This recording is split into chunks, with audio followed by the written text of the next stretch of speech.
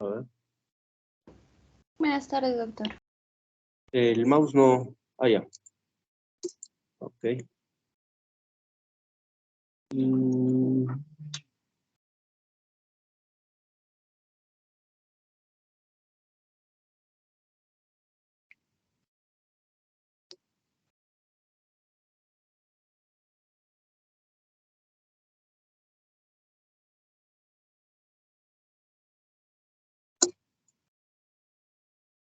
Ok. Ah, ya. Recién. Ok. Muy buenas tardes con todos, chicos. Mi nombre es Mario Alonso Vegaso Velázquez. Yo soy médico otorrino-laringólogo, egresado de la Católica. He hecho mi internado del año 2010. Actualmente laborando como médico otorrino-laringólogo en el Hospital 3 Yanaguara. Ok, mucho gusto. Vamos a comenzar. Me han asignado la primera clase, que es un repaso anatómico, fisiológico, virológico y sobre todo semiológico de lo que es la parte nasosinusal en otorrino-laringología. Entonces, en primer lugar, vamos a hacer un recuerdo anatómico rápido. Vamos a enfocarnos básicamente en conceptos básicos, ¿no? Pensando más que todo en ustedes, en sus exámenes, ¿no? Preguntas, conceptos básicos típicos que preguntan en los diversos exámenes que van a dar ustedes en el resto de su carrera. Entonces, bueno, primero, ¿no? Primero es una capa, la nariz tiene una capa cutánea donde hay tejido subcutáneo superficial, adiposo, músculos, ¿no? Tejido subcutáneo profundo, periosto, pericórdico. Bueno, eso es a grandes rasgos. Dentro de la musculatura de la pirámide nasal vamos a tener tres músculos principalmente. En primer lugar sería el piramidal o prócer, que es este músculo que hace que arruguemos, ¿no? La base de la nariz, o radix también, que esta zona de acá que tenemos le llamamos radix, es el músculo prócer que va a elevar la nariz. Después vamos a tener el músculo depresor del tabique nasal, ¿no? Otros le dicen el elevador del labio superior, ¿no? Nosotros lo vamos a conocer como depresor del septum nasal, que deprime el septo y la punta nasal y expande las narinas durante la inspiración profunda. O si no, cuando tenemos un paciente que sonríe mucho, ¿no? Que sonríe o está mostrando sus dientes, va a hacer que la punta caiga un poco más. El elevador del labio superior y ala nasal. Bueno, básicamente tiene dos haces, ¿no? Uno que va a hacer el acortamiento de la nariz. Cuando hacemos gesticulación, va a hacer que se acorte la nariz y que es más dorsal, y el músculo y su haz que dilata las narinas, que va a abrir las alas nasales. Además, hay musculaturas un poco más intrínsecos que se adhieren directamente a los cartílagos. Va a haber el músculo transverso que va a ser un cierre de la narina, un cierre nasal, y el músculo alar, que lo que va a hacer es dilatar la narina. Entonces, eso básicamente es del revestimiento muscular de la gesticulación, ¿no? De la nariz, ¿no? Lo que le da la movilidad prácticamente. Vamos a pasar a la pirámide ósea. En términos generales, la pirámide ósea, la pirámide nasal la vamos a dividir en tercios, ¿listo? El tercio superior, que está básicamente formado por los huesos propios de la nariz, como vemos acá, derecho e izquierdo siempre en par, y a los laterales, las apófisis frontales del hueso maxilar. Entonces, este va a ser el tercio superior. Bueno, y en la base vamos a ver el proceso alveolar del hueso maxilar. Ese es básicamente estos dos huesos que he mencionado van a dar el tercio superior de la nariz. El tercio medio de la pirámide nasal va a estar dado principalmente por el cartílago lateral, o cartílago lateral superior, o cartílago triangular, ¿no? Básicamente, importante porque en este lugar se va a encontrar la válvula nasal. La válvula nasal es el área donde se produce la mayor resistencia al paso o al fluido del aire, ¿no? A través de la nariz, que ahorita vamos a mencionar. Bueno, y aprovechando, y el tercio inferior está dado principalmente por la porción más distal o más caudal del septum nasal y de los cartílagos alares inferiores. Entonces vamos a tener acá los cartílagos laterales superiores o triangulares, los cartílagos laterales inferiores o alares mayores, ¿listo? Y vamos a ver que en todo este dorso, como ven, ¿no? Los cartílagos triangulares se van a juntar con la parte más superior del septum nasal, que también en esta zona es cartílago, ¿listo? Y a cada lado, ¿no? Y también vamos a ver que hay pequeños cartílagos accesorios o alares menores, justo por detrás de la crura lateral del músculo, del cartílago lateral inferior, ¿no? O también que son cartílagos sesamoideos, como ya saben. Entonces vamos a hablar, entonces acá en el tercio medio tenemos la válvula interna, o válvula propiamente dicho, ¿listo? Conformada básicamente por el septum nasal, los cartílagos laterales superiores, y más abajo, como vamos a ver en una imagen posteriormente, los cornetes, ¿listo? Que es el área de mayor resistencia al paso del aire en las fosas nasales. Y acá vamos a tener la válvula nasal inferior, por así decirlo, compuesta básicamente por los cartílagos alares mayores o alares inferiores. Entonces, estos cartílagos alares son los que nos van a dar la forma de la punta nasal. A cada lado tenemos uno, y van a estar divididos por partes, o cruras, le decimos, ¿no? La crura medial, ¿listo? La crura medial o medialis, ¿listo? Que es lo que va a formar la colúmela. La colúmela es la porción media, ¿no? Anterior al tabique nasal. La porción media se va a llamar colúmela. La porción lateral nos va a dar las alas nasales, propiamente dicho, la crura lateral, y la unión entre ambas se va a llamar crura medial, o domos, o pars intermedia, ¿no? Como la queramos llamar, básicamente. Esta estructura es muy importante, por ejemplo, en las rinoplastias, tanto estéticas como funcionales, ¿no? Entonces, sigamos con la irrigación superficial de la nariz. Principalmente, internamente y externamente, siempre nos van a preguntar o vamos a diferenciar. Hay dos sistemas de irrigación, ¿no? La irrigación dada por la carótida interna y sus ramas, y la carótida externa y sus ramas. Entonces, la arteria oftálmica es la rama terminal de la arteria carótida interna. Entonces, si nos preguntan, ¿de dónde, rama de quién es la arteria oftálmica? Carótida interna, rama terminal de la carótida interna. ¿Listo? Pregunta Mir, por si acaso. Entonces, de la rama oftálmica va a salir la arteria nasal dorsal, ¿no? La arteria nasal dorsal, por el canto interno del ojo, aproximadamente bien adherida al periósteo, ¿listo? Y va a ir bajando y siempre va a dar una rama transversa que se va a anastomosar con su contralateral. La arteria etmoidal anterior también va a dar como rama terminal en la nariz la arteria nasal externa, ¿listo? Más o menos en esta zona, que también esta es, al fin y al cabo, la arteria oftálmica, a la larga también se va a dividir en las etmoidales, y las etmoidales, como saben, por ende también son ramas de la carótida interna, ¿ok? Por abajo, la arteria facial va a dar, en esta zona se va a dividir en dos: la arteria angular, que va a subir por el surco nasogeniano, y la arteria labial superior, ¿listo? Por encima de ¿de dónde es? Del sistema de la carótida externa, ¿listo? Y ¿cómo se llama? La maxilar interna también nos va a dar unas ramitas. Maxilar interna, rama ¿de qué sistema? Carótida, de la carótida externa, ¿no? Entonces sale del agujero orbitario infraorbitario, que queda a 2 milímetros por debajo del piso de la órbita, ¿listo? Y de ahí también va a dar sus ramitas.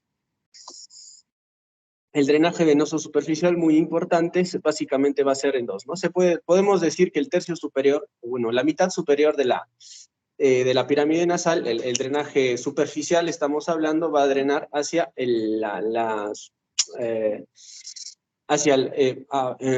hablando de linfáticos, me refiero, perdón, hablando de linfáticos, el tercio superior va a llegar a los ganglios linfoideos parotídeos o preauriculares, mientras que la mitad inferior va a drenar a los ganglios linfáticos submaxilares o submentonianos. ¿Listo? El drenaje venoso va a seguir el trayecto básicamente de sus arterias. ¿ok? Entonces, inervación superficial, básicamente, ¿quién nos va a dar la inervación superficial al fin y al cabo de toda la nariz? Bueno, inervación móvil, por así decirlo, ¿no? El nervio facial. El nervio facial que va a inervar todos los músculos que hemos mencionado al inicio. Y la sensitiva superficial lo va a dar el trigémino. Como ya sabemos, el trigémino tiene sus tres ramas, ¿no? El nervio oftálmico, el maxilar superior y el mandibular o maxilar inferior. Entonces, al fin y al cabo, ¿quiénes más van a participar? La primera rama, el nervio oftálmico, va a dar su rama supratroclear, la infratroclear, y al final va a dar la inervación sensitiva de la piel del dorso y la raíz nasal. Y el nervio maxilar va a dar a través de sus ramas infraorbitarias la porción lateral de la nariz externa. El nervio etmoidal anterior también al fin y al cabo va a ser una rama del nervio oftálmico y también va a inervar la porción caudal de la nariz. Entonces, trigémino, sus dos primeras ramas, entonces, ¿no? En la mandibular no participa mucho de ellas. Entrando ya a las fosas nasales, vamos a ver que las fosas nasales en su porción más caudal, más distal, está compuesto por el vestíbulo, ¿no? El vestíbulo es se puede decir, la entrada de las narinas, ¿no? Que son propiamente las entradas a las fosas nasales. Entonces, va a ser, las fosas nasales en su parte más anterior va a haber eso como una dilatación, ¿listo? Que mientras vamos yendo hacia atrás, se va a ir estrechando. ¿Listo? Va a seguir estrechando hacia un segmento que se llama línea semilunar.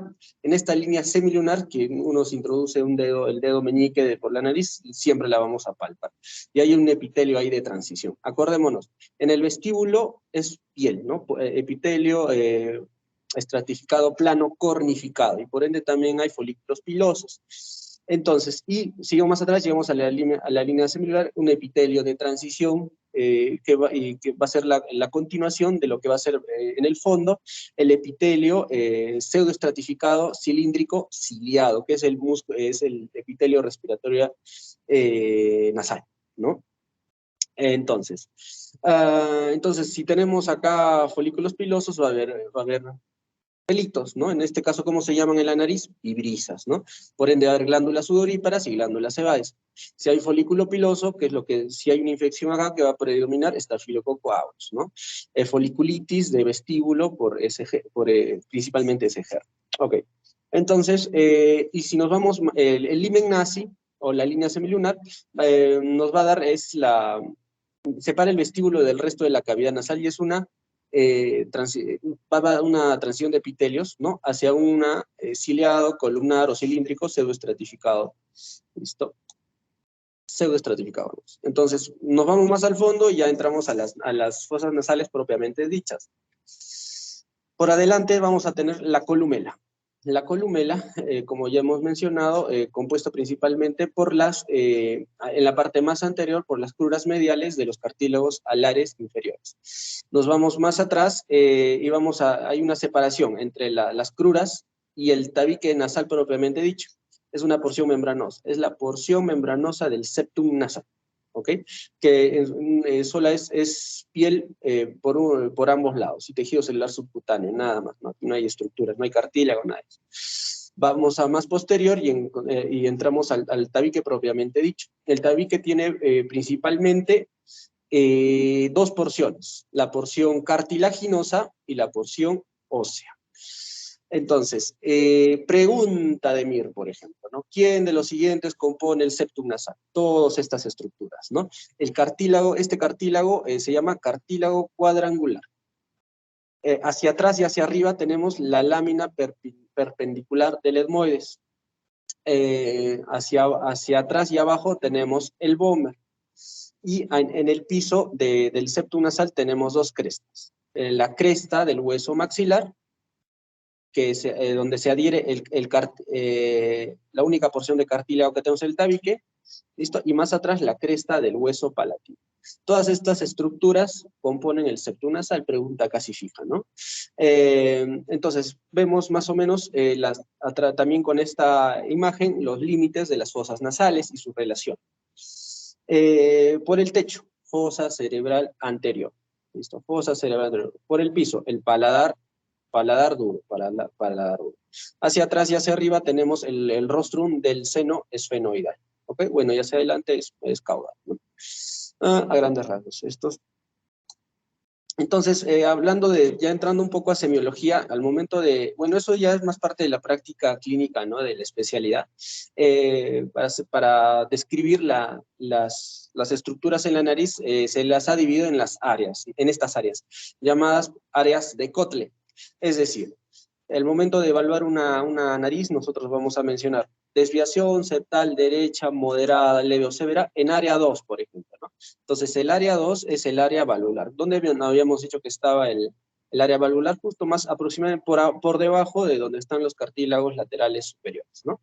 Y así. Entonces, área 1 es el área vestibular, que es la entrada a las narinas, que es piel con folículos pilosos. Entramos más y tenemos el área valvular. El área 3, en la parte superior del cornete medio. El cornete medio, más o menos, como vamos a ver en otras imágenes, está más o menos acá. Entonces, el área justo por delante del cornete medio es el área 3 de Kotle. Seguimos con el área 4. El área 4 de Kotle es más o menos acá, aproximadamente en la cabeza o la mitad anterior del cornete inferior. Y el área 5 sería la mitad posterior del cornete inferior. Entonces, esa es una descripción más clásica, ¿no? Si queremos decirlo. Y es así que dividimos.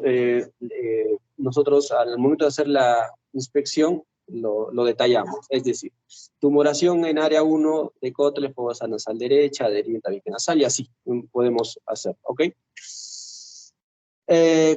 Pasemos a la pared lateral de las narinas, ¿no? Entonces, las paredes laterales, ya sabemos que hay estructuras. Entonces, estas estructuras principalmente son los cornetes o conchas, ¿no? Entonces, clásicamente conocemos o describimos 3 cornetes: el cornete inferior, el medio y el superior, ¿no? En la inspección, básicamente vemos el inferior y algunas veces, o la mitad de veces, digamos, el medio. El superior es un poco difícil de verlo en una simple inspección. Generalmente lo vemos en cirugías o en un examen endoscópico, ¿no? Entonces, el cornete inferior es la estructura más identificable, más independiente, y es la más independiente. ¿Por qué? Porque tiene su propio hueso, el hueso conchal, ¿no? Que se adhiere firmemente al hueso maxilar, al palatino y al unguis también. ¿Listo? El cornete inferior es el más vascularizado. ¿Listo? Entonces, por debajo y bueno, ya sabemos que hay cornetes, también hay meatos. ¿Qué son los meatos? Son espacios que se definen entre estas estructuras. Tenemos el meato inferior. El meato inferior es todo el espacio que se evidencia por debajo del cornete inferior y sobre el piso, ¿no? El piso nasal, ¿no? Ese es meato inferior. El meato medio, dado en todo el espacio que se evidencia en la pared lateral entre el cornete medio y el cornete inferior. Y el meato superior, todo el espacio que hay entre el cornete superior y el cornete medio. Entonces, hay estructuras importantes en estos espacios. Comencemos con el meato inferior. En el meato inferior va a desembocar el conducto nasolacrimal, ¿no? Acordémonos, la vía de drenaje de las lágrimas van a desembocar en las fosas nasales, en el meato inferior de ambas fosas nasales, ¿no? ¿Cómo se llama la válvula? En la vía lacrimal hay en total 5 válvulas, ¿no? Pregunta, Mir, ¿cómo se llama la válvula en donde se apertura el conducto nasolacrimal en el meato inferior? Válvula de Hasner. Válvula de Hasner. En total son 5 válvulas, si las queremos mencionar, pero es por así la que más se menciona, ¿no? La que más logramos encontrar en exámenes endoscópicos. El resto realmente no las logro diferenciar. Pero teóricamente están escritos. El cornete medio. El cornete medio y el superior son parte del hueso etmoidal, del huesecillo etmoidal. O sea, son prolongaciones de todo el sistema etmoidal. Porción del etmoides, ¿no? En realidad, teóricamente, Si hablamos dentro de la especialidad, esta se divide en varias partes, ¿no? Siempre la cabeza es más neumatizada, ¿no? Por eso se le dice concha bulosa cuando es muy neumatizada en la cabeza. Continúa, y es una continuación de las celdillas etmoidales, ¿no? Cornete medio. ¿Y qué tenemos acá en el meato medio? En el meato medio tenemos ciertas estructuras. Primera, el ager nazi. ¿Qué es el ager nazi? El ager nazi es una, a ver, vamos a ver si lo vemos por acá. Bueno, vamos a verlo después en unas imágenes tomográficas. El ager nazi es, se puede decir, es la primera celdilla de todo el sistema. El seno etmoidal en realidad no solo es una cavidad, son varias celdillas, ¿no? Entonces, el ager nazi se puede decir que es la primera celdilla, la más anterior y la más superior de todas. ¿Ok? Y si abrimos, si retiramos el cornete medio, ¿qué vamos a encontrar? Estas estructuras, ¿no? Vamos a tener el ostium del seno, aquí en esta, aquí, ¿quién va a desembocar? El ostium del seno frontal, ¿listo? En la línea semilunar. La línea semilunar está compuesta por una apófisis que se llama apófisis, está entre las estructuras de las llamadas la apófisis unciforme y la concha bulosa. Entonces, esa es la línea semilunar, donde va a drenar el ostium del seno frontal. Y además, las celdillas más anteriores, y la misma concha bulosa, del seno etmoidal. Entonces, pregunta, ¿quién desemboca en el meato medio o seno frontal y celdillas anteriores de etmoides? ¿Ok? Y básicamente eso.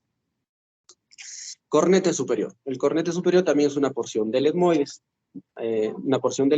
Y básicamente, ¿quién va a drenar ahí? Las celdillas posteriores del seno etmoidal, ¿listo? Y más hacia atrás hay una estructura que se llama receso esfenoidal, ¿listo? O receso etmoidal posterior, ¿no? Que es un espacio localizado por detrás del cornete superior y por delante de la pared anterior del seno esfenoidal. ¿Quién va a drenar ahí?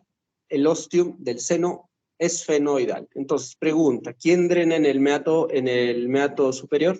Las celdillas posteriores del seno etmoidal, y más atrás, propiamente dicho, en el receso esfenoidal, ahí drena el ostium del seno esfenoidal. ¿Okay? Entonces, básicamente, hablemos, algunas veces hay cornetes, los cornetes superiores. Aparte, cornete inferior, cornete medio, cornete superior, a veces hay cornetes accesorios, ¿no? ¿Cómo se llama? Si son 4, el cuarto extra se llama cornete supremo de Santorini. Pero si tenemos un quinto, porque también lo hay, es cornete supremo o de Zuckerklan, ¿ya? Básicamente, para tenerlo en cuenta. Ok, sigamos. Hablemos de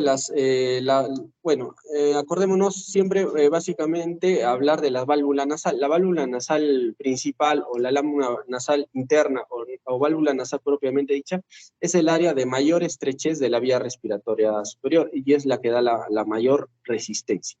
Es decir, si esta área compuesta por septum nasal, cartílago lateral superior y cornete se angosta, por ejemplo, una rinoplastia que se estrechó mucho la fosa nasal, va a haber insuficiencia respiratoria.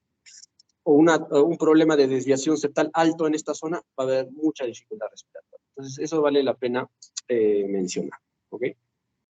¿Cuándo debe tener esta angulación? Debe ser igual o mayor a 15 grados. Vamos a ver la irrigación interna, igual, ¿no? Acá hay sistema también carotidio externo y carotidio interno. Sistema carotidio interno, la arteria oftálmica, ¿no? La arteria oftálmica, o sea, ya en el ojito propiamente dicho, vamos a ver acá, no aparece. La arteria oftálmica va a dar dos ramas propiamente dichas, como ramas terminales. La arteria etmoidal anterior, que la vemos que drena por acá, digamos, sale de la órbita y se introduce hacia las fosas nasales por el techo, la arteria etmoidal anterior y la arteria etmoidal posterior. Algunas veces se encuentra una arteria etmoidal intermedia, ¿listo? Que va a irrigar sobre todo las porciones superiores del septum nasal y las porciones superiores de las paredes laterales de la nariz. Y es parte de la carótida interna. Entonces, si hablamos de quién compone el sistema de carótida interna en la irrigación de las fosas nasales, la arteria oftálmica a través de sus dos ramas, el movidal anterior y el movidal posterior. El resto son carótida externa.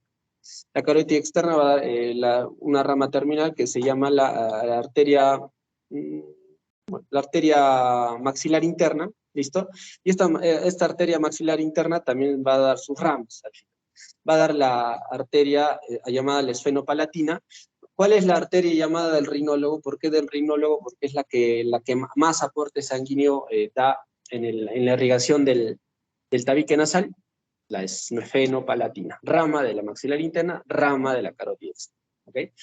Otra rama que va a dar la maxilar interna va a ser la arteria palatina descendente, ¿no? Esta arteria palatina descendente va a venir por acá, va a venir por debajo del paladar duro y va a través del agujero palatino mayor, va a dar las ramas terminales, ¿no? La arteria palatina mayor, que también va a irrigar parte del tabique y las fosas nasales por abajo.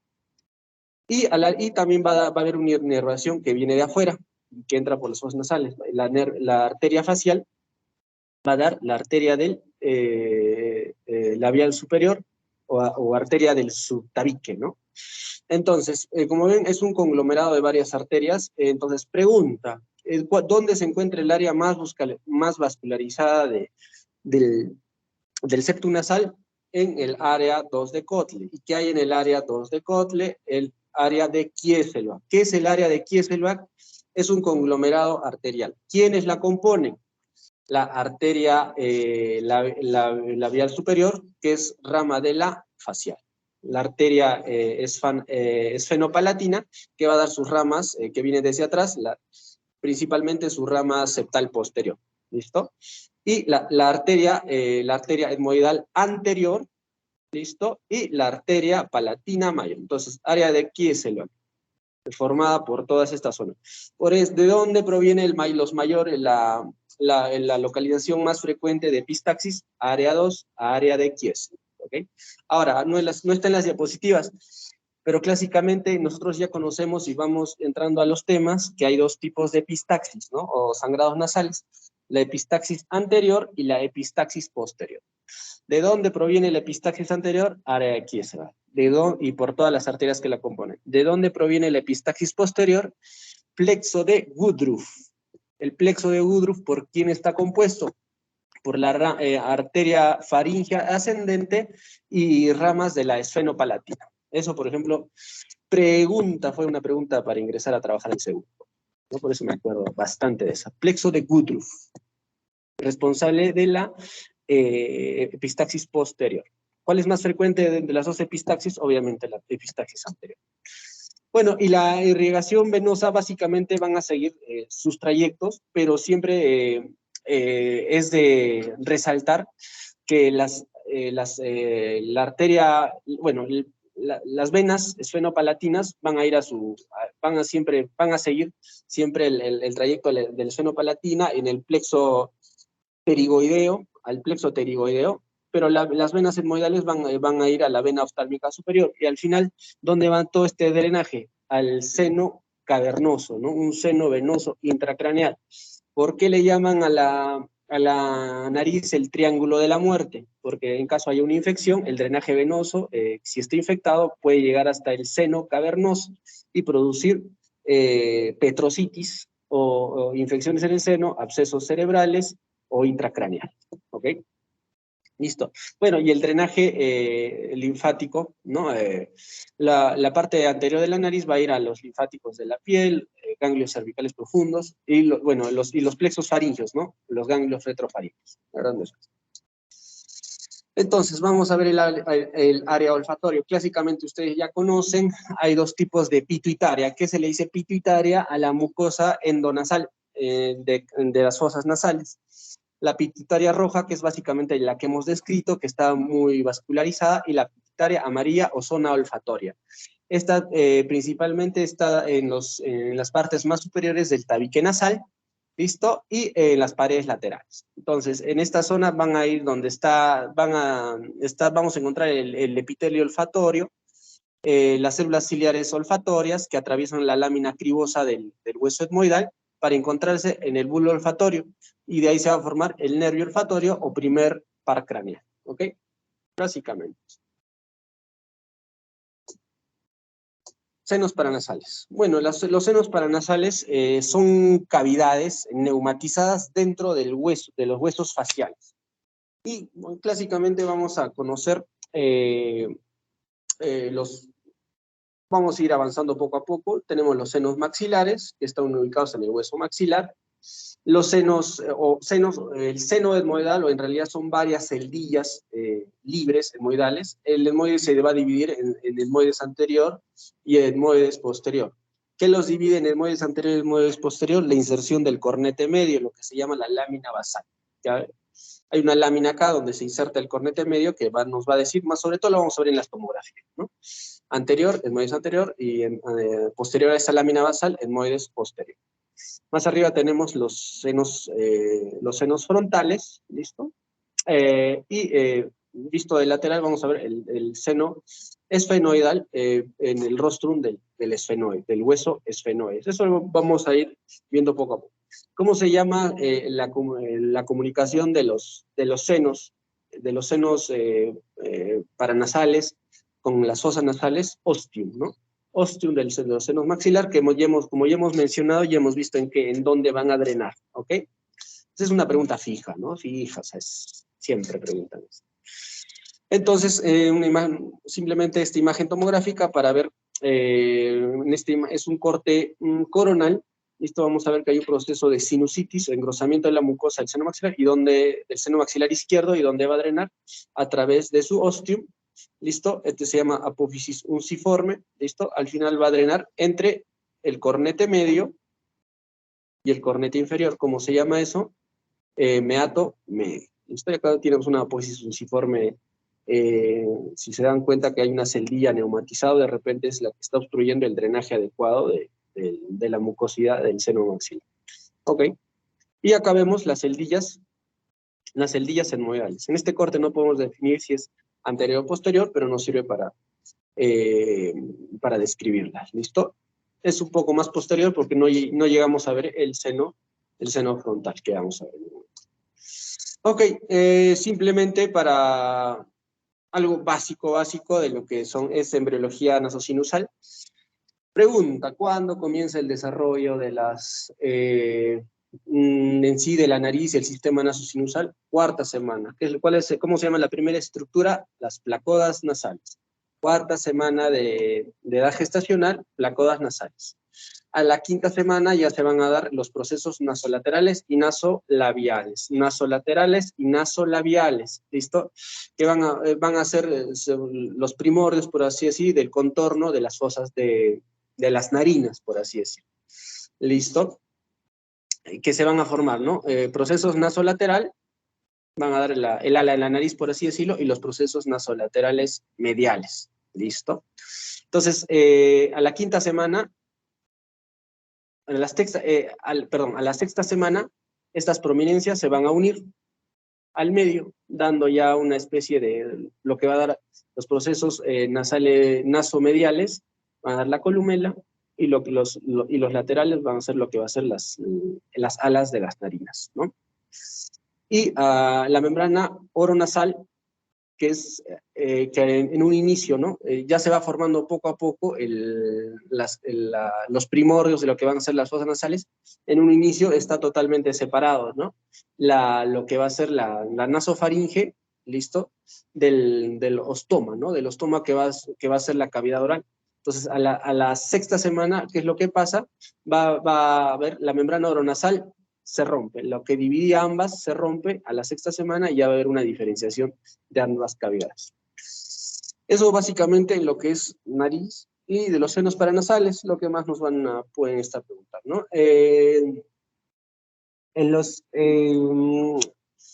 Todos los senos paranasales van a ir formándose ya generalmente a partir de la quinta y sexta semana de gestación, pero unos se van a neumatizar más rápido que otros. Tanto así que generalmente el seno etmoidal ya está desarrollado generalmente a los los 6 meses, y en los bebés, en los neonatos, ya están presentes. Si les hacemos una tomografía, ya perfectamente se puede diferenciar las celdillas etmoidales, ¿sí? Por eso, pregunta, neonato con signos de sinusitis, como ya lo vamos a ver pronto, ¿cuál es el seno paranasal que probablemente esté afectado? Etmoidal, porque es el único que está bien neumatizado al nacimiento. El desarrollo completo, al fin y al cabo, va a ser a los 12 años. El segundo en desarrollar, hay controversia en realidad, pero bueno, yo creo que este es el que más me gusta, el que pienso que está más claro. El segundo que se va a desarrollar en el maxilar también va a estar en el nacimiento, pero va a estar poco neumatizado. En promedio, generalmente llega a neumatizarse, en realidad, según unos textos, hasta los 12 años, pero también mencionan en la bibliografía que hasta los 17 años se pueden neumatizar, ¿no? Entonces, poco a poco. Pero, ¿cuáles son los dos senos, los senos paranasales que ya están formados al nacimiento? Etmoidal y maxilar, ¿ok?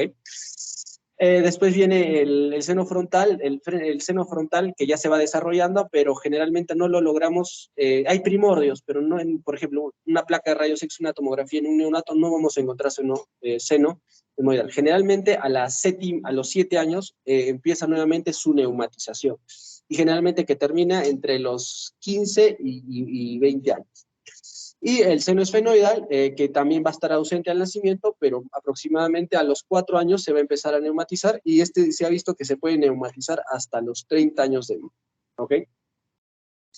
Ok. Fisiología. Entonces, como hemos visto, hay muchas estructuras dentro de las fosas nasales que van a intervenir en el flujo respiratorio.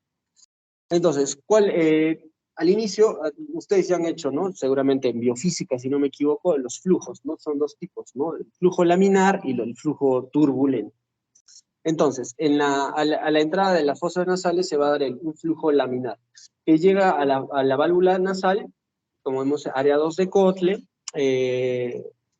que es la zona de mayor resistencia, y también ya se va a atravesar la cabeza del cornete inferior, y lo que era un flujo laminar recto y rápido se va a volver turbulento. De alguna manera, eso va a ayudar a que llegue a toda la superficie de las fosas nasales.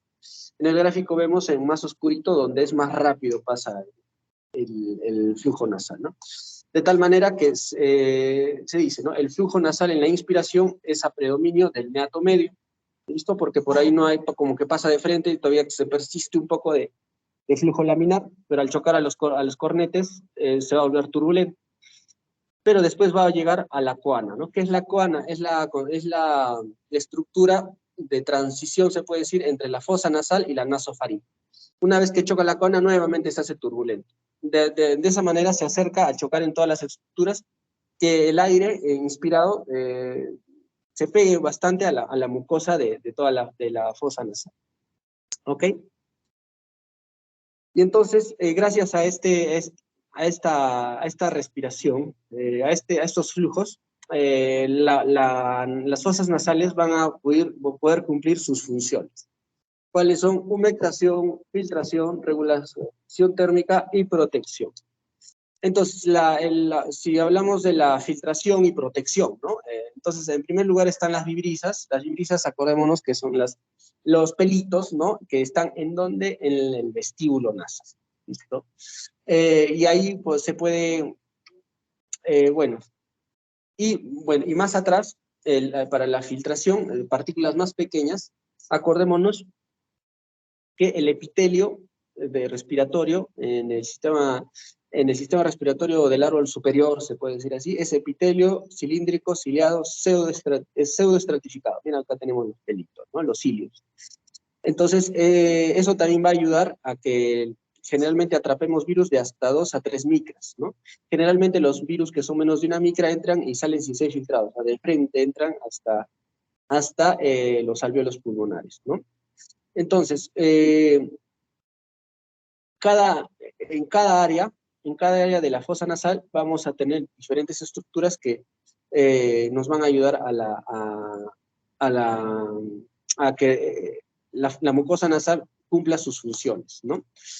¿Cuál es la principal estructura del epitelio? La mucosa nasal propiamente dicha. Entonces, evaluemos estos cilios. Estos cilios es un sistema de 2 más 2, ¿no? 2 microtúbulos centrales rodeados de 9 duplas externas. Y tienen estas proteínas, ¿no? La tubulina, dineína, nixinas, ¿no? Que los unen entre sí. Entonces, estos cilios van a dar movimientos hacia la nasofaringe, hacia atrás. ¿Cuánto moco se produce? Entonces, si nosotros producimos tanto moco, ¿cuánto se produce por día de moco a nivel nasal? Se dice que hasta 1 litro, pero no estamos sonándonos la nariz a cada rato hasta obtener 1 litro, ¿no? Todo el moco se va drenando hacia la parte posterior, ¿no? Y es gracias al movimiento de estos cilios. Los senos paranasales también tienen este epitelio y tienen cilios también, pero es más delgado y menos especializado. ¿Listo? Hay menos células caliciformes, por eso producen en los senos paranasales tenemos menos moco. ¿Listo? Y siempre los cilios van a empujar la mucosidad que producen hacia el ostium, siempre, siempre, siempre, siempre. A pesar de que nosotros hagamos, por ejemplo, ¿cómo se llama el área más delgada del meato medio que comunica, que separa el seno maxilar de la fosa nasal propiamente dicho, en el área 2, el área de Zuckerklan, que es un huesito, una separación tan delgada que parecería una cáscara de huevo, ¿no? Entonces, generalmente en las cirugías nasosinusales que hacemos, a veces por circunstancias de la cirugía, hacemos una comunicación entre por ejemplo, para retirar un cuerpo extraño de seno maxilar. Imagínense un implante dental que se fue hasta ahí.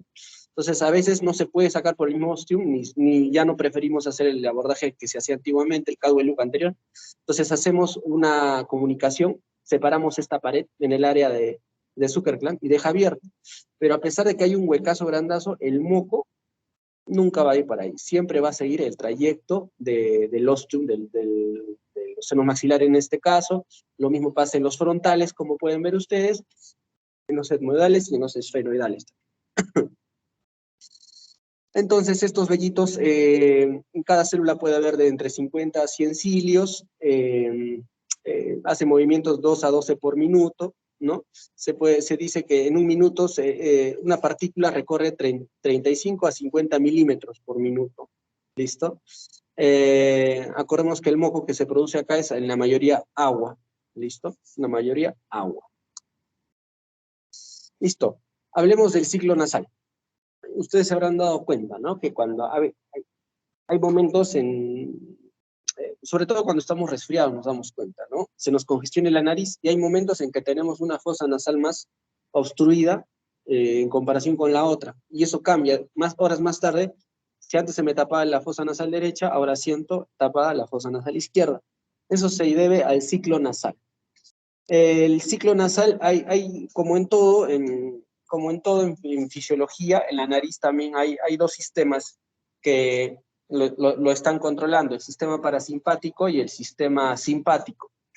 Entonces, si en ese momento está predominando el sistema parasimpático, ¿qué va a hacer? Los cornetes y la mucosa van a producir más moco, los cornetes se van a edematizar, y eso generalmente pasa en un lado de la nariz, es decir, en un lado se va a edematizar, mientras que en el otro va a predominar el simpático. ¿Qué hace el sistema simpático?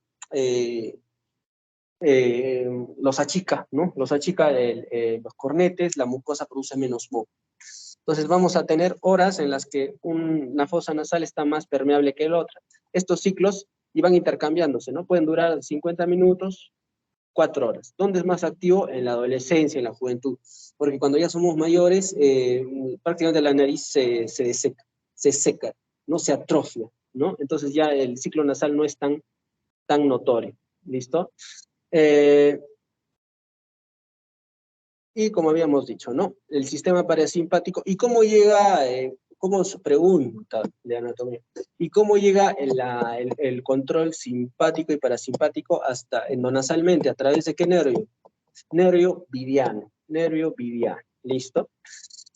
Entonces el nervio vidiano va a llevar estos 2, ¿no? El parasimpático, ¿de dónde viene el estímulo parasimpático? A través del nervio intermediario de Wiersberg, que viene con el facial, bueno, da sus ramas y termina en el nervio, a través del nervio petroso superficial mayor, va a dar el estímulo parasimpático. ¿Y el simpático de dónde va a venir? Va ramas de los plexos cervicales, ¿no? Alrededor de la carótida, y llega con una rama hasta a través del nervio petroso profundo mayor, ¿no? Entonces, ellos, nervio petroso profundo mayor y nervio petroso superficial mayor, además de unas ramas del glosofaringeo, van a formar el nervio ovidiano, por donde va a llegar todo este estímulo. Ok, entonces, gracias a estos estímulos va a haber acondicionamiento del aire. Al final, lo más importante, ¿qué va a hacer el aire? ¿Qué va a hacer? Entonces va a calentar. Calentar y humectar el aire inspirado. Interesante. Al inspirarlo, calienta el aire. Al expirarlo, lo enfría. Así es, ¿ok? Entonces, por ejemplo, aquí dice, imaginémonos, entonces, si estamos a una temperatura fría, pero que no sea menos de 8 grados centígrados, es capaz de calentar el aire hasta 32 a 34 grados centígrados. ¿Listo?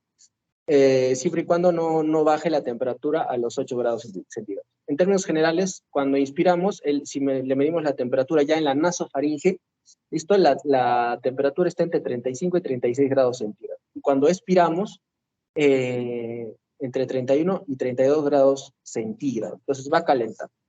Entonces, humedece, dice que, y bueno, por el moco que hemos visto que produce y todo ello, humedece, dice, si medimos la humedad en la nasofaringe, ya, mejor dicho, ya de frente a nivel de tráquea, vamos a ver que la humedad del aire a este nivel, gracias a que pasa por la nariz, la humedad es al 95%. ¿Ok? Reacciones inmunológicas, obviamente, y no tiene un sistema de protección porque en la nariz tenemos anticuerpos, cuáles principalmente la inmunoglobulina A secretora, ¿no?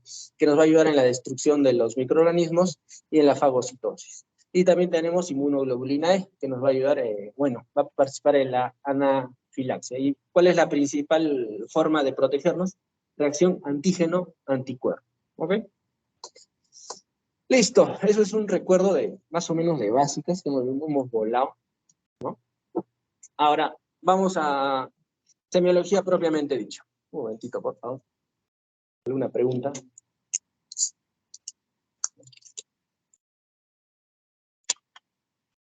Entonces, como todo, ¿no? En semiología, inspección, palpación, percusión, ¿no? Y auscultación, ¿no? Como en todo. Entonces, inspección. Bueno, primero es muy importante inspeccionar la nariz, ¿no? Definitivamente, ¿no? Lo primero que podemos hacer, bueno, es una visión macroscópica, porque una visión macroscópica nos va a ayudar bastante en los problemas. ¿Cuál es el principal síntoma que vemos en otorrinolaringología, ¿no? Uno es la sensación de hipoacusia en lo que es oído, pero en nariz, obstrucción nasal. Entonces, lo primero que vamos a hacer es mirarlo por fuera.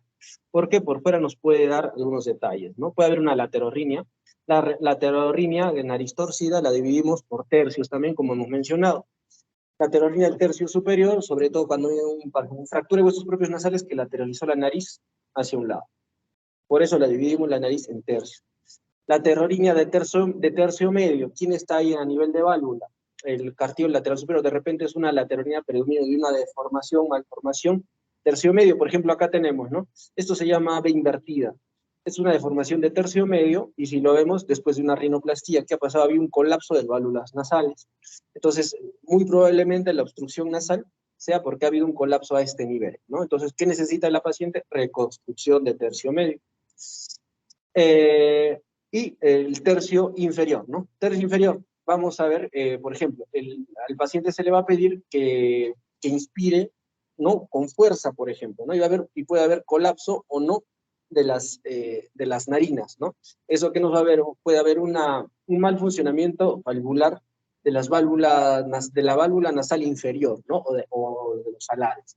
Manejo, cirugía, bueno, si necesita cirugía de alas nasales por algún motivo, ¿no? Reforzamiento, hay muchas técnicas, ¿no? El adarrín, un montón. Entonces, por eso es muy importante los tercios. Y también, obviamente, maniobra de Kotle. con el pulgar levantamos la punta hacia arriba y eso nos va a hacer, de alguna manera, ver si tenemos una desviación caudal, ¿no?, de lo que es el septum nasal. Y obviamente otros hallazgos, ¿no? Vemos el perfil del paciente y vemos un paciente con el dorso hundido. ¿Cómo se llama eso? Nariz en silla de monta. Si entramos en sí,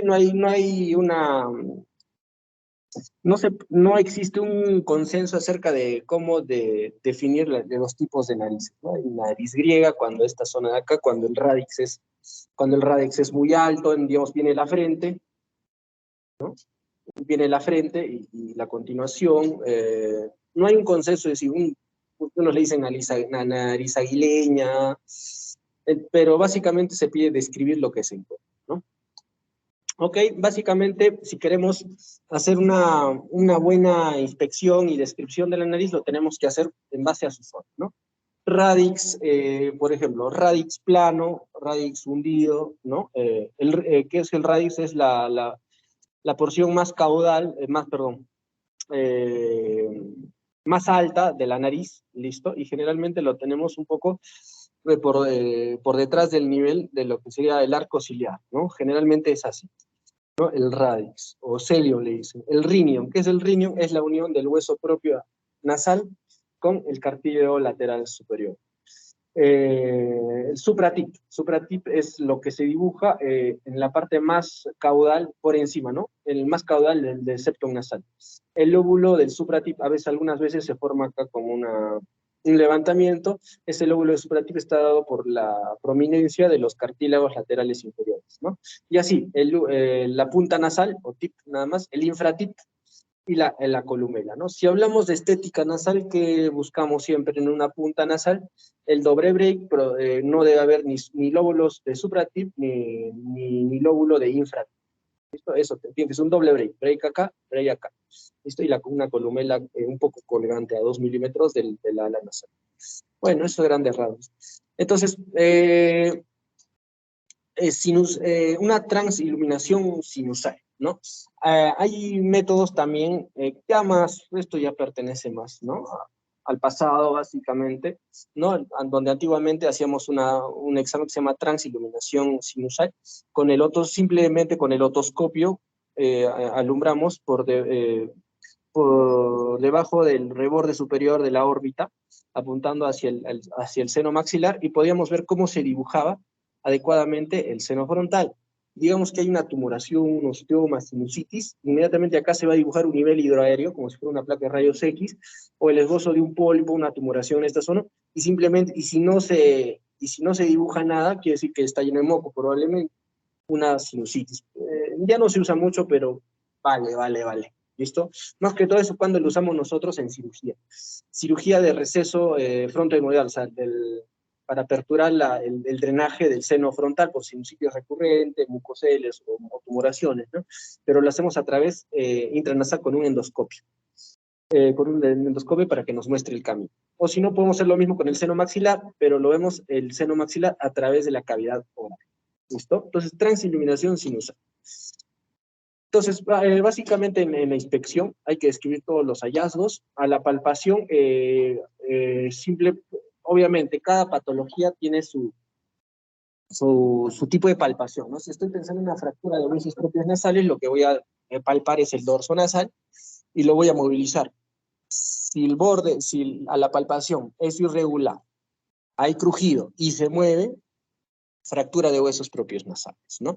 Si estamos pensando, por ejemplo, en un paciente que viene con dolor facial recurrente, listo, y queremos descartar que haya sinusitis, hacemos la palpación de los puntos de Ewing y puntos de Grunwald. Punto de Ewing, por ejemplo, ¿no? Simplemente se hace una palpación y una percusión para ver si hay dolor objetivo, ¿no? El paciente nos refiere que tiene un dolor subjetivo, nosotros vamos a ver si tiene un dolor objetivo. Palpamos la zona aproximadamente, y si nos dice que hay dolor más o menos por el canto interno del ojo o por debajo de la ceja, lo más pegado a la nariz, puede ser un signo positivo de una sinusitis de seno frontal. Pero si el dolor es un poco más lateralizado por encima del párpado superior, puede ser una celdilla etmoidal, lo que decimos supraorbitaria, la que puede estar causando la sinusitis, ¿no? Entonces, simplemente para eso, ¿no? Hay que palpar la naricita y obviamente, ¿no? Percusión de los senos maxilares directamente. Entonces, en otorrinolaringología, lo que ustedes vamos a, los que tienen que saber es la rinoscopía anterior. Simplemente, la rinoscopía anterior es que con ayuda de un espéculo nasal, puede ser el más conocido, el espéculo de Killian, ¿no? Vamos a ver las estructuras más anteriores de la fosa nasal. En los adultos, el espéculo nasal. En los niños hay espéculos pediátricos, pero un niño de 1 o 2 años, como los pacientitos se mueven mucho, no se dejan y las narinas son muy estrechas, podemos utilizar el otoscopio.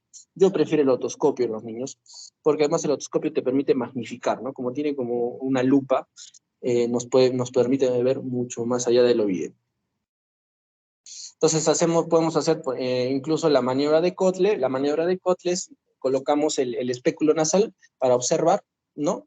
El espéculo nasal para observar, y maniobra de Kotle significa que estiramos la piel donde están las mejillas, estirando, de esa manera vemos si se logra aperturar la válvula nasal, ¿listo? La visión directa bajo la rinoscopía anterior. Entonces, si se apertura y el paciente respira mejor, muy probablemente lo que necesite es una cirugía nasal y puede ser, ¿por qué no?, una reconstrucción de válvula nasal. ¿Listo? Entonces, la válvula nasal también la podemos más o menos, está en esta zona, ¿no? Podemos introducir un hisopo y levantar en esa zona. Si vemos que levantando en esa zona mejora la respiración nasal, hay problema de válvula nasal. ¿Listo? Y obviamente siempre la elevación de la punta nasal para descartar problemas caudales del tabique nasal. Y obviamente, y por acá podemos ver problemas de foliculitis, digamos, de vestibulitis a nivel de vestíbulo. Entonces, en la rinoscopía anterior básicamente vamos a reconocer estas estructuras, no más que esto. Si hay desviaciones del tabique o no, el piso de la fosa nasal, el cornete inferior y el cornete medio. Más allá es un poco difícil definir otras estructuras, ¿ok? Entonces vamos a definir y mencionar cómo está el aspecto de la mucosa. Por acá muchas veces se ve la secreción patológica de una sinusitis, generalmente en el piso o proveniendo del meato medio. Tenemos que ver ese aspecto, si el tabique nasal está desviado o no, cómo son las secreciones nasales, el estado de los cornetes ya un poco ya avanzando en los temas. Si vemos que el tabique nasal está desviado, pero no cruza la línea media, se puede decir que es una desviación septal leve. Si el tabique nasal está desviado, pero cruza la línea media, pero no llega a contactar con las estructuras laterales, es una desviación moderada. Pero si el tabique nasal cruza la línea media y además contacta, por ejemplo, con el cornete, es una desviación septal severa. ¿Ok? Entonces, todo eso lo podemos ver con la rinoscopía anterior. Obviamente podemos ver neoformaciones, tumoraciones, cuerpos extraños y el área hemorrágica. ¿Dónde es la principal zona de sangrado nasal? Área 2 de Kotle, en el área de Zuckergland, en el tabique nasal, ¿no? Hay otro examen que ya ha sido dejado de lado, pero vale la pena recordarlo, la rinoscopía posterior. La rinoscopía posterior es para ver la parte más posterior de las fosas nasales, con el espejillo de Müller, ¿no? De Müller, imagínense, es como los espejillos que utilizan los odontólogos para eso, pero es un poco más pequeño, una angulación distinta. Lo colocamos y por el reflejo podemos ver cómo está la parte posterior de la nariz. En sí vamos a ver la cola del cornete inferior, del cornete medio, y si hay tumoraciones o lesiones a nivel de cabo. ¿Listo? Y obviamente también la apertura de las aperturas de las trompas de Eustaquio, y en este caso se mira, ¿no?, en este esquema, el cornete superior, si es que lo hubiera. Pero es muy difícil de hacer, es muy difícil. Yo lo he intentado varias veces. Es muy difícil, el paciente es muy nauseoso, hay que anestesiarlo, muy, muy, muy molesto. Pero para eso existe la endoscopia nasal hoy en día. Esto también ya no se usa en consulta, ¿no? Hay 2 formas de endoscopia nasal, la flexible y la nasal rígida. La nasal rígida es a través de telescopios rígidos, introducimos al paciente la lente, ¿no? La lente, y eso a través de la fibra óptica y la cámara lo vamos a proyectar en una pantalla. Actualmente en consulta ya no lo hacemos, más que todo eso se utiliza para cirugías endoscópicas nasosinusales, ¿listo? Lo que hoy en día hacemos es la exploración endoscópica flexible, o en nuestro medio conocido como la nasofibrolaringoscopia. Entonces, es una endoscopía, ¿no? La idea, hay dos tipos, ya saben, de endoscopía. Bueno, mejor no avanzamos más. La endoscopía, exploración para endoscopía flexible o nasofaringolaringoscopio, ¿listo? La idea es que en la pantalla se proyecten todas las estructuras y de esa manera podemos dar diagnósticos que nos va a servir para tratamientos adecuados, ¿no? Por ejemplo, esta es una cama, es la punta del endoscopio, está localizada en la puerta y aquí vemos el septum nasal, cornete inferior, cornete medio, meato inferior, listo, y si seguimos el suelo de la fosa nasal, y acá se miran las coanas, ¿no? La continuación de las fosas nasales con la nasofaringe. Si nos metemos más al fondo, podemos ver otras estructuras. Podemos de esta manera evidenciar si hay pólipos nasales o no. Por ejemplo, viene el tabique nasal, aquí está el cornete inferior, cornete medio, tumoración tipo polipoidea que proviene del meato medio. También el meato medio, secreción purulenta, puede ser una sinusitis, y también nos va a permitir ver cuerpos extraños. Entonces eso se usa, está muy de moda, está muy de moda. La rinomanometría es una prueba, en realidad, que para ver la resistencia de las fosas nasales. Bueno, en sí es un examen que no se usa mucho, sinceramente. Que yo sepa, en Arequipa solo un médico tiene, por ejemplo, este equipo, la rinomanometría. Lo único que nos dice es qué tanta resistencia, bueno, hay distintos tipos de rinomanometría. Nos dice qué tanta resistencia al paso del aire hay en una y en otra fosa nasal, ¿no? Pero yo pienso que esto no se usa mucho porque es más práctico con nuestra rinoscopia anterior, nuestro especulito, mirar directamente los síntomas subjetivos del paciente. Doctor, siento que se me tapa más la fosa nasal derecha. Y por último, la exploración endoscópica flexible, ¿no? Entonces la rinomanometría ya no se utiliza mucho. Lo que trata de ubicar son las resistencias, ¿no? Vamos a ver la exploración radiológica. Pregunta de cuando yo postulé la residencia. ¿Cuál es la proyección, bueno, o qué tipo de placa de rayos X de senos paranasales pides para descartar una fractura de huesos propios nasales? Respuesta: los rayos X de huesos propios nasales lateral y la mentonasoplaca. ¿Listo? Esa era la respuesta en ese entonces. Entonces, la primera incidencia es la que vamos a estudiar, la más conocida es la de Waters o mentonasoplaca. ¿Qué nos van a preguntar? ¿Para qué qué vamos a identificar en la mentonasoplaca o de Waters? Principalmente los senos maxilares y secundario los senos frontales. ¿Para qué? Para descartar sinusitis. Entonces, ¿por qué mentonasoplaca? ¿Por qué? Porque en la placa, o sea, donde los rayos X van a incidir, lo que estamos apoyando nosotros va a ser el mentón y la nariz con la boca abierta. ¿Listo? Entonces es así que vamos a encontrar esta imagen, ¿no? Donde perfectamente lo primero que vamos a evaluar son los senos maxilares. ¿Listo? Los senos maxilares. Segundo lugar, los senos frontales. En este caso no ha abierto la boquita, pero si abre la boca, algunas veces podemos ver cómo están los senos esfenoidales, ¿no? Pero principalmente está ubicado para esto. Yo tenía una mnemotecnia, ¿no? Waters, Guamafro, Waters, maxilar, fro de frontal, ¿no? Pregunta, Mir, por eso me acuerdo. ¿Ok?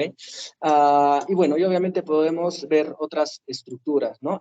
Por ejemplo, el ala mayor del esfenoides, cómo está por ejemplo, en traumatismos craniofaciales, cómo está el cigomático, el piso de la órbita, ¿listo? Y así, bueno, y así vamos, ¿no? Entonces, Waters o mentonasoplaca.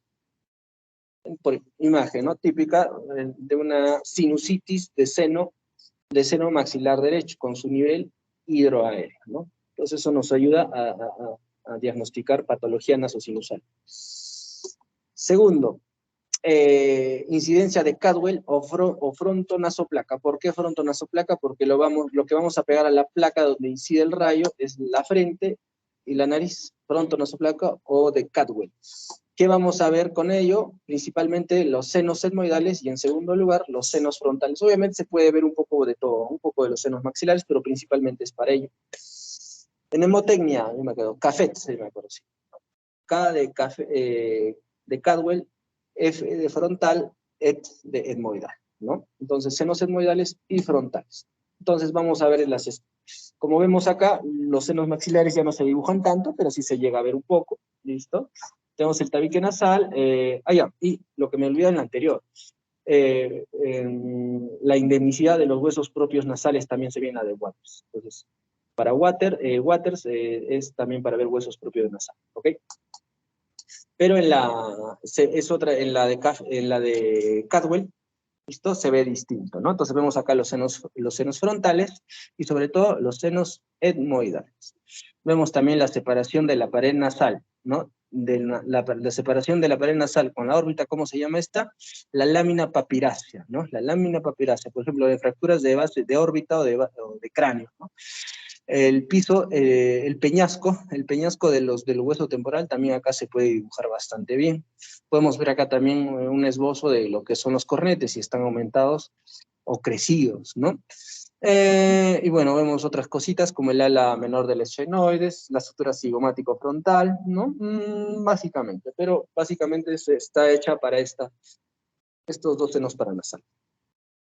En este caso, ¿qué podemos ver por acá? Sinusitis o un contenido de seno frontal y contenido de en senos etmoidales de este lado, y vemos también que está opaco en seno máximo, ¿no? ¿Cómo se llama esto? Una pansinusitis, cuando afecta el complejo osteomeatal, es decir, acordémonos, ¿quién drena en el meato medio? Seno frontal, las celdillas anteriores del etmoidal y los senos maxilares.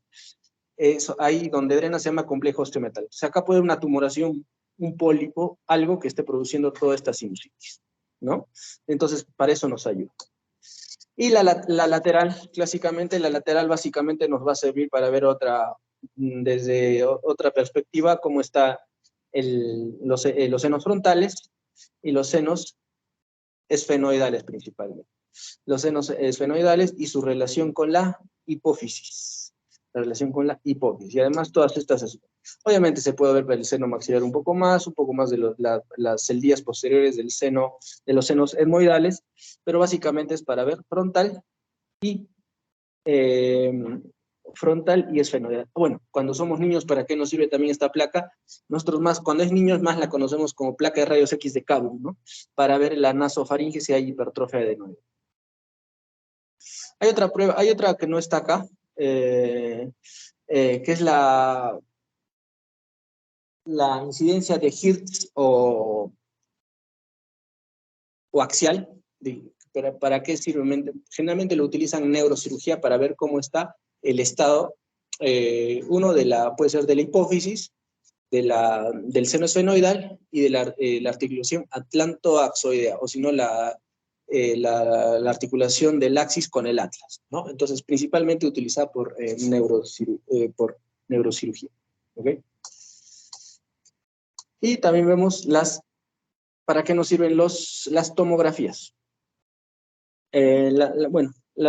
¿Cuál es el examen por excelencia? Examen por excelencia para evaluar estructuras nasosinusales, tomografía.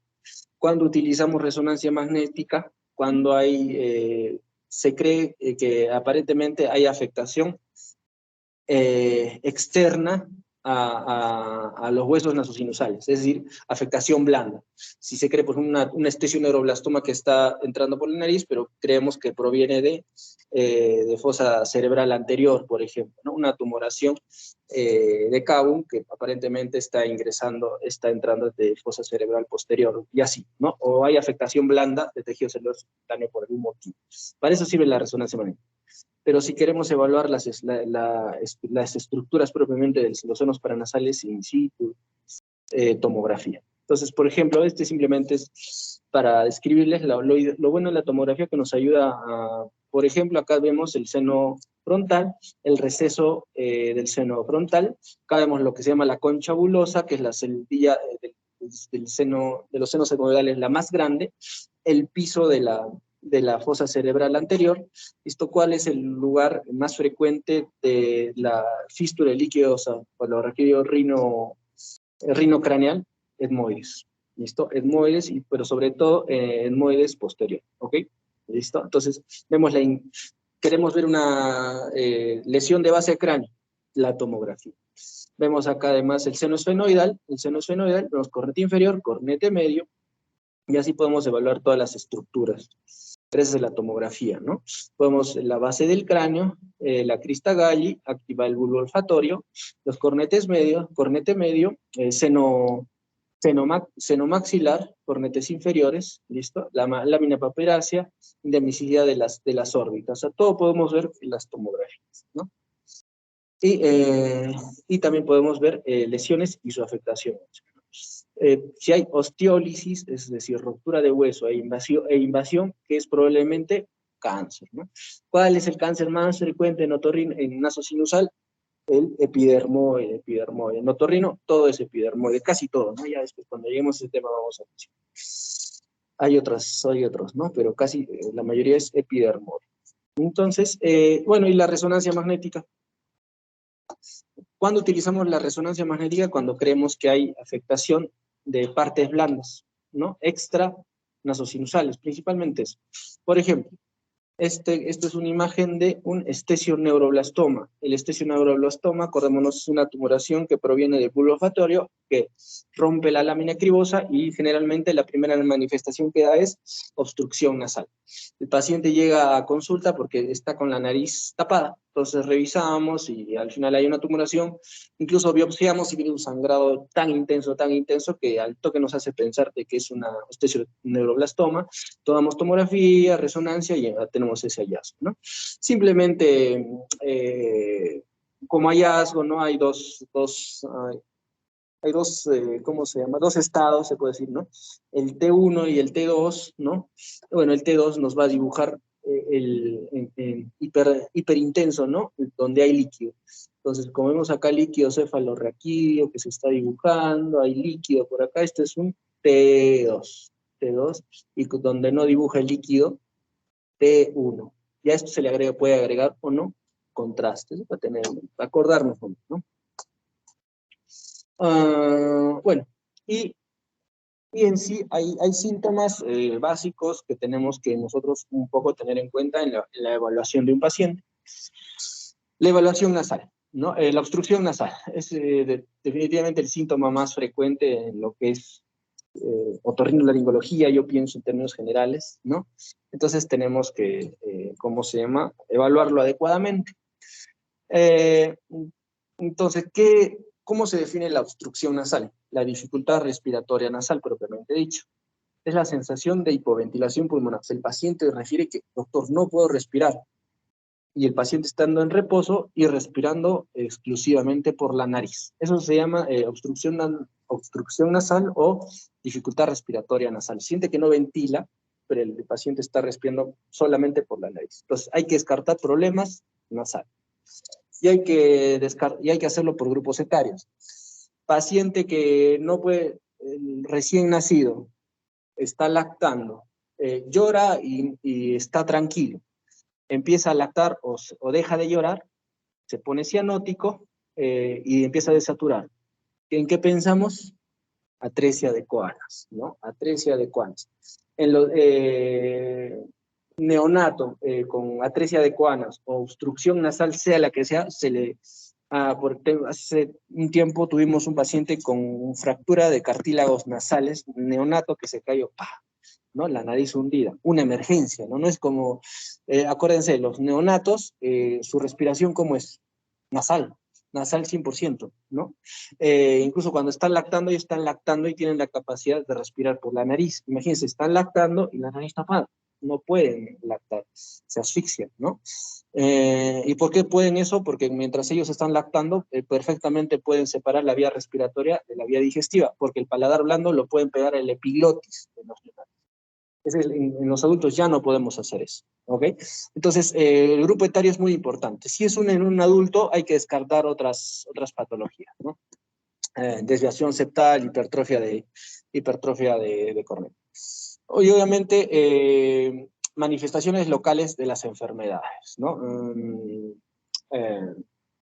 Bueno, eso siempre, además de la dificultad respiratoria nasal, ¿qué sientes más, no? Doctor, me duele acá, ¿no? Entonces ya vamos haciendo cuadro clínico.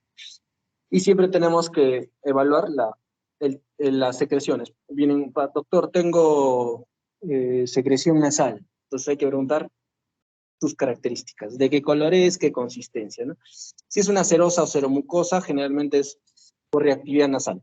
Entonces, ¿qué puede ser? Una rinitis viral, por ejemplo, puede ser una rinitis alérgica, congestión nasal de por sí, ¿no?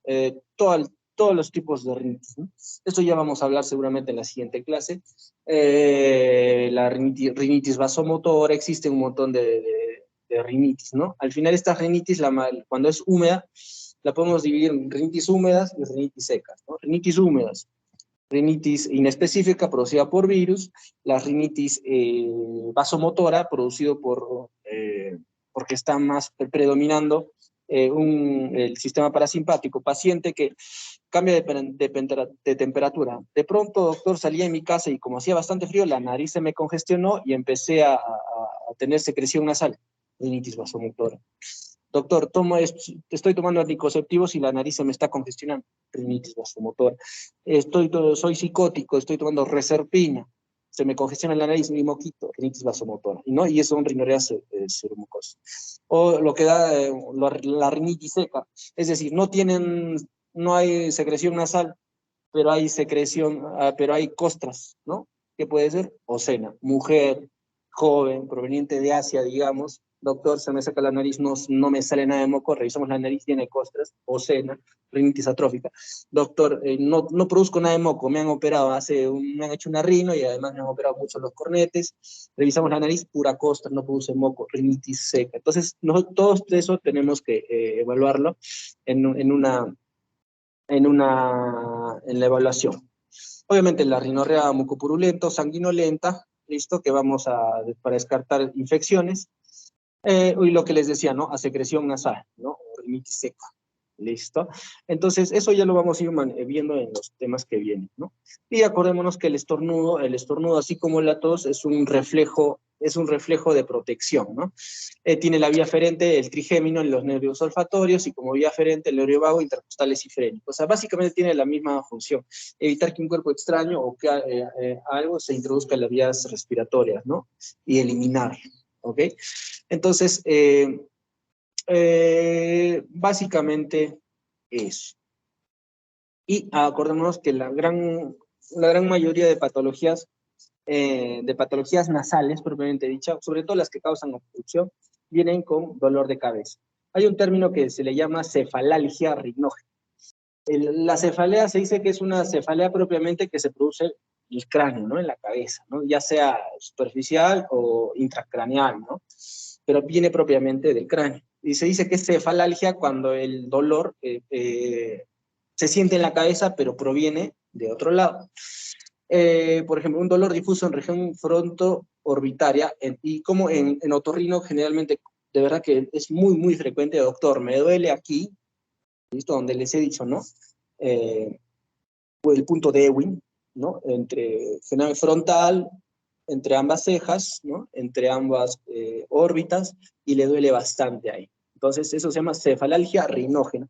Y en la evaluación vamos viendo que hay dos tipos de cefaleas. Esas cefaleas que se producen por problemas otorrinolaringológicos.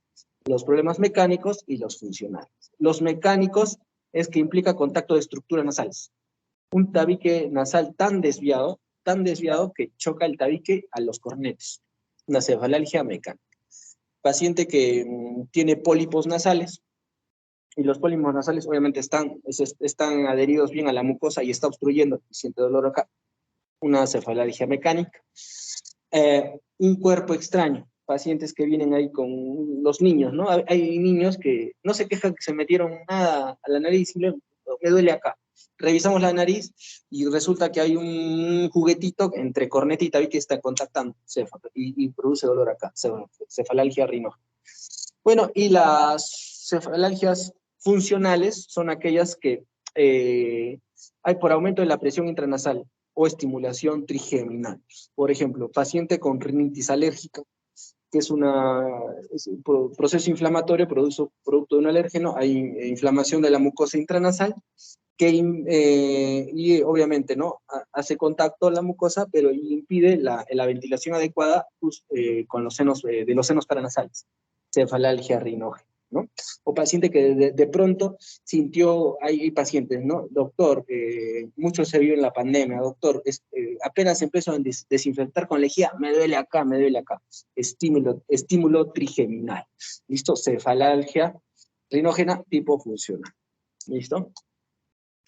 Bueno, a grandes rasgos, esto, a la siguiente ya vamos a entrar mucho más en el tema. Si tienen alguna duda, pregunta, háganlo ahora. O si no, hasta la siguiente.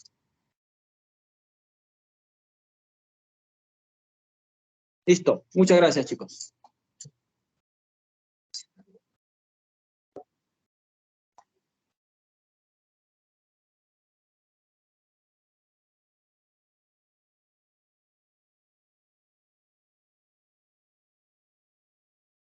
¿Usted va a ser paciente?